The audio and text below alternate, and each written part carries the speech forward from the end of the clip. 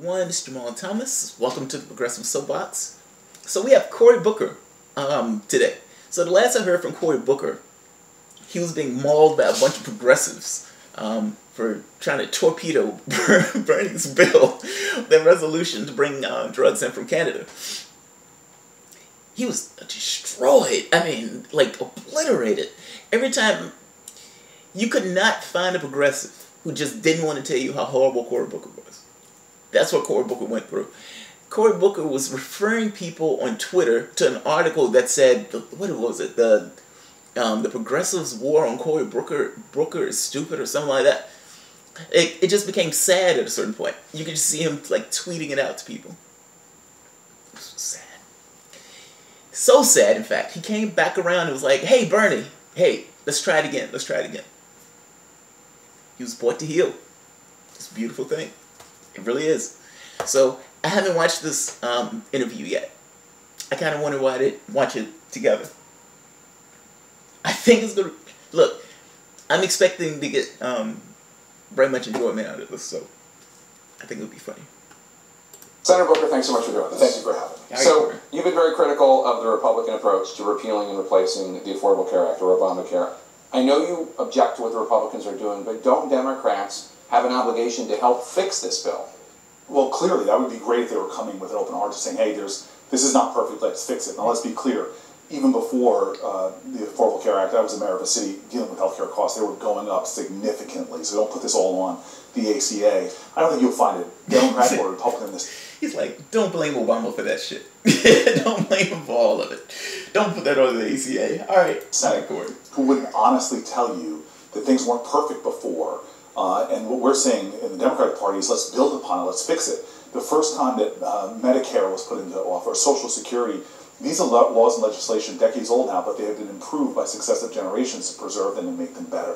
What we see now, though, which is actually, I'm not exaggerating, is frightening to me, when Brookings just comes out and says that we're looking at about 15 million Americans losing their insurance. So why not get in there, roll up your sleeves?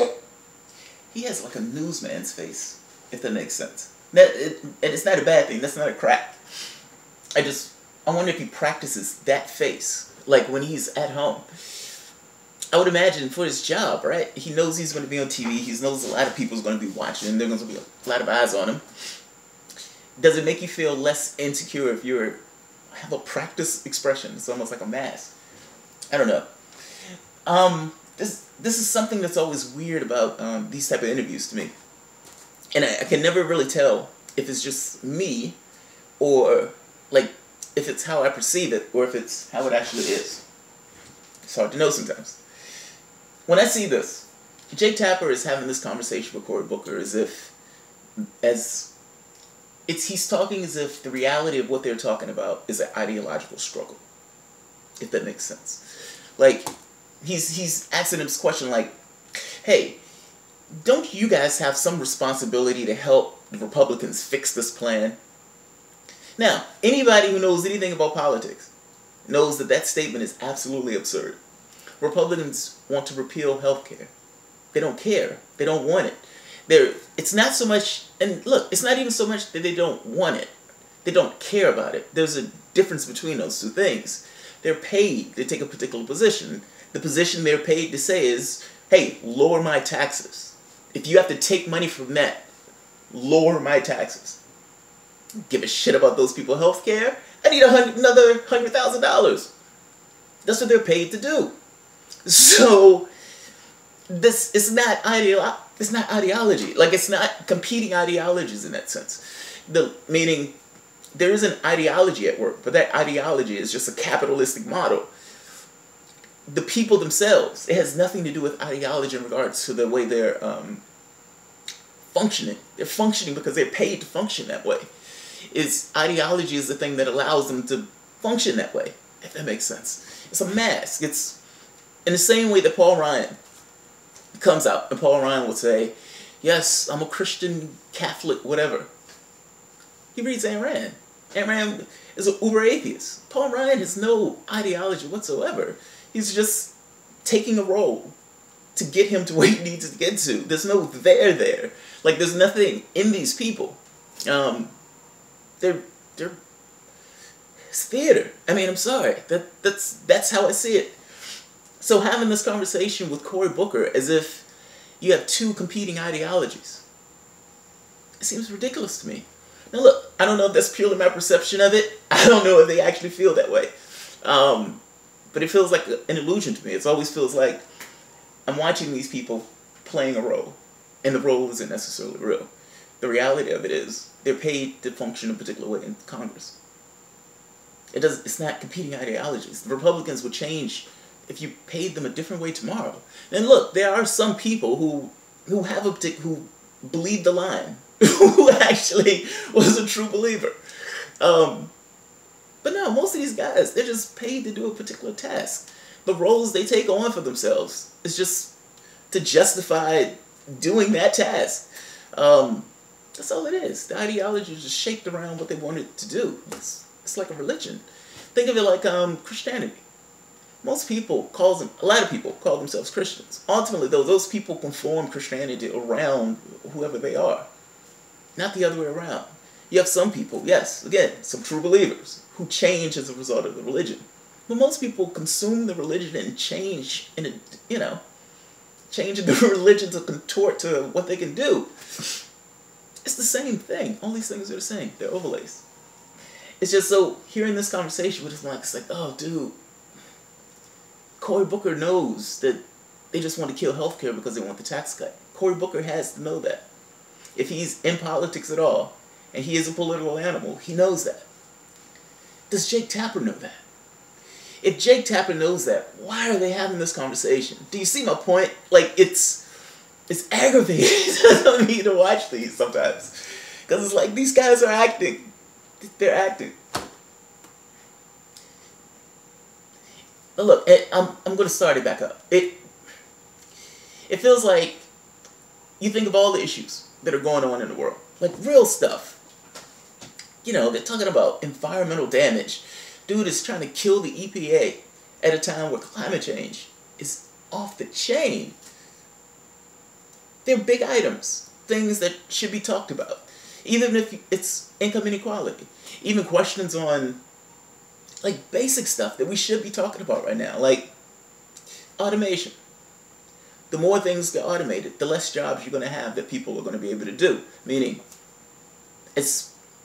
companies have a vested interest in lowering costs, maximizing profit. Well, they have a vested interest in firing people, putting in a robot. That may be a robot that flips hamburgers, there may be a car that drives itself. But as it goes on, just the model itself, the people are going to lose jobs. What are you going to do? What are you going to do?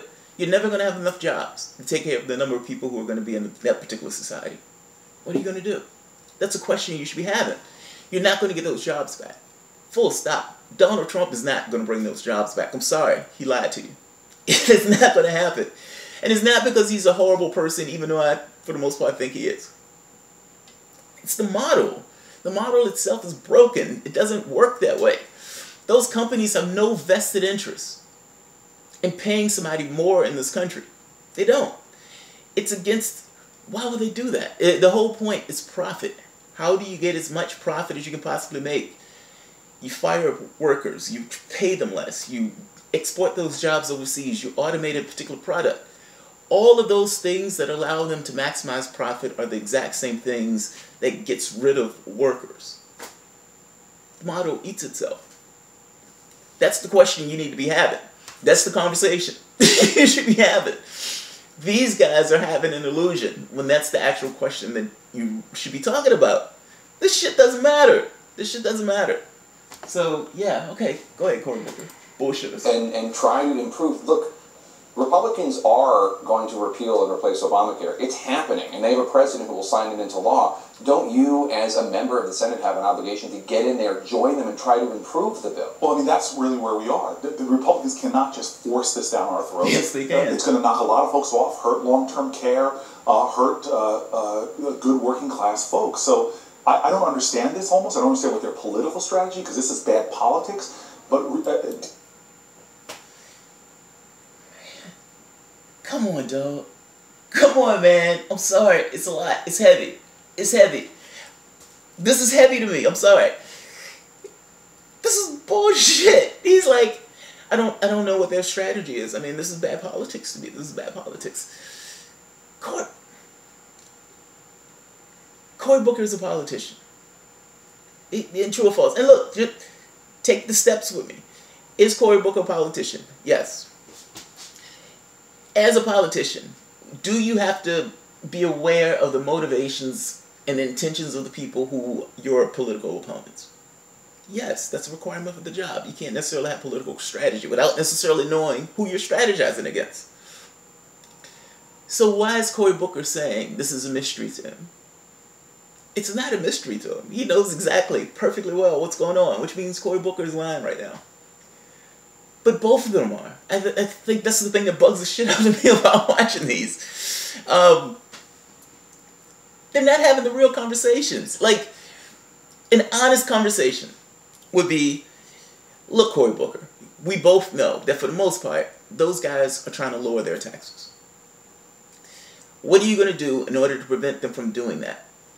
That's the question. That's the conversation that you need to, for the most part, have. That's the honest conversation to have. This is like for child's play. I mean, this is literally like they're... Yeah, man, I'm glad I don't watch CNN. This is mind-numbing. To sit here and watch these guys play in this illusion of sorts. And I would imagine there will be people out there who are watching this and saying to themselves, wow, these guys are having this ideological struggle. The funny part is, like, voters, like people who watch this, like, I think there are probably a lot of people who could take it in and actually look at this and think to themselves, this is the actual thing, if that makes sense. But there's no there. I mean, that's absolutely amazing that this is what they have to do to get elected. Fuck, man. They're lying. And maybe lying is not the right word for it. But this is a mask. This is an illusion of sorts. This is not real. The real conversation is, those guys are getting paid to cut their taxes. You know that's what they want to do. They want to cut their taxes. How are you as a Democrat, who for the most part, let those guys get in office, going to somehow do the things that you say you have a vested interest in doing, meaning protecting Obamacare? Now look, I don't know if, I would imagine there are some Democrats who actually feel about healthcare a particular way. Yes, I would imagine that's the case. But keep the shit real. This is more to do with their guy passed healthcare. Their guy passed a broken, kind of right-wingish, which should have told them, why are you going to pass a right-wing healthcare bill? What does the right wing know about healthcare? Honestly, what does the right wing know about healthcare? It was a bad idea from conception. But no, they shouldn't axe it. I mean, it's like, don't go back to the shit you had before when you actually have something that can be fixed. But the Republicans have no interest in fixing that, which is kind of my point. Which means this conversation that they're having is pointless. It's pointless. And yet, they go through the charade of having it. So. Deeper than that is bad policy and bad process. Let me ask you about drugs, because that's obviously an important part of healthcare. And you know, Bernie Sanders was very critical of you and 12 other Democrats for voting against a bill that would have allowed the importation of drugs from Canada. I know that you've answered as to why you voted that way, but he was very harsh. He said you and the other Democrats lacked the guts to stand up to the pharmaceutical industry. Well, first... Damn. I'm beginning to like Tapper on this one. Alright, go ahead, Tapper. Well, you know that was not a bill. That was an amendment. It was a resolution. It was not even something that, if everybody in the Senate voted, would have changed one thing. It was a late-night resolution during a vote-a-rama that some of us were asking us, hey, put some safety requirements on it. They weren't put on, and so I went right to work. I said, hey, Bernie, Senator Sanders, excuse me, let's work together. Senator Casey, Senator Sanders, and I put our heads together, worked on a bill that is incredible. Not only will it allow imports, but it gives the safety guarantees that a lot of us were concerned about. This is nothing... Alright. Without really even listening to what he's saying, what's the body language? Cory Booker was mauled by progressives. Like, I don't know how many people watch the video that's, you know, into the social media thing in regards to, like, politics in this sense. But he was mauled. People were going after his ass. Me being one of them. So, yeah, that's a little panic. That's a little panic. I don't blame him. I don't blame him. He's like, Jake Tapper's just hitting them with it. He's like, I mean, he was pretty harsh. He was pretty harsh. He blasted you. He called you gutless, and that's brutal, man. That's brutal. He's earned it. To do with pharma doesn't mean encourage. It's about good legislation, because while most Canadians are getting access to really high quality drugs, if we just did that without the kind of safety provisions we put in there, you could see rogue pharmacies popping up, rebranding drugs coming in from other countries and saying these are now Canadian drugs. This was the ridiculousness that Cory Booker tried to pass last time. And this is when everybody kind of just lost their shit. But he's trying to make this case of, well, the drugs in Canada, I mean, we don't know if they're safe. Bernie Sanders didn't want any safety regulation on those drugs from Canada. And people, particularly me, asked the question like, how many people are dying in Canada from bad drugs? This is some stuff he's making up. He's trying to cover his ass. Cory Booker got like $200,000 from drug companies that are in his particular area. He's paid for it. It's amazing. So we put things like track and trace technology and other things to make sure our consumers are getting quality drugs. So you know that there are progressives out there who are looking for a white knight and were disappointed in that vote. And in addition, I think in 2014 you were the #1 recipient of donations from pharmaceutical companies and executives of them. How can these people who are very wary of big pharma and very wary of the fact that rising drug prices is one of the main reasons why healthcare costs are going up so much, that you're going to be on their side and not the side of all these pharmaceutical companies that are in your state? I'm a big... Wow. Whoa. All right. It's like Tapper just jumped on all of a sudden. Like early on, he was in this facade, and all of a sudden he's like, hey, there was a lot of progressives that were really hurt by what you did. I mean, it was Bernie. You know how they feel about him. They were pissed at you, right? You got a lot of money from those drug companies. Did that have anything to do with it? He's just hitting them with it, one after the next after the next. He pissed somebody off. That life is about